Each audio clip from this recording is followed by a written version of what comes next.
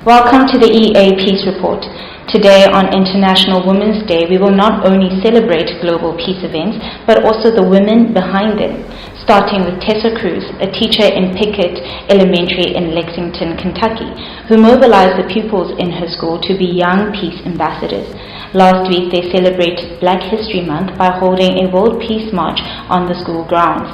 Cruz helped organize the march with the hope that the children would understand the civil rights protest marches of the past a little better through their own march.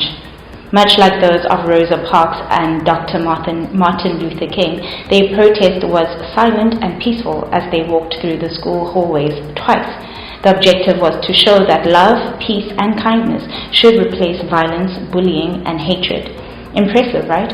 A study in Europe has shown that the participation of women in peace processes and negotiations would increase the longevity of any peace deal by 20%. The women in Afghanistan would agree. They voiced their concerns over the peace talks taking place between their nation and the US. Last month, the First Lady, Ruhollah Ghani, and activists of the Afghan Women for Peace held a tribal council that was attended by more than 3,500 women from across Afghanistan.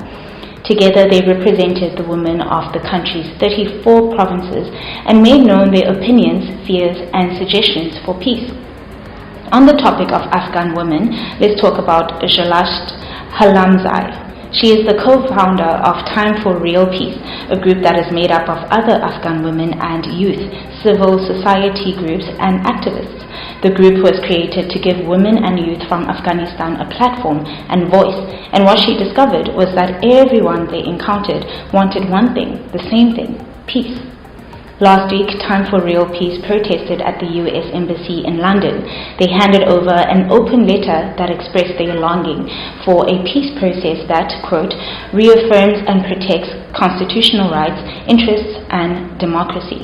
This letter was signed by over 600 Afghan women and many public figures, the likes of which include Nobel Peace Prize laureates and authors. The theme of International Women's Day this year is Balance for Better, which speaks to gender equality. So, in the spirit of that theme, shout out to African Union Commissioner for Peace and Security, Ismail Chergui. In a recent meeting with the Pan-African Parliament, he asked them to back the AU's efforts towards the active participation of women and the youth in conflict prevention and resolution through their groups Femwise Africa and Youth for Peace Africa. So, to all the women and men working to ensure peace in our world, we thank you, and we hope everyone will join hands in this plight so we can leave a peaceful world for future generations.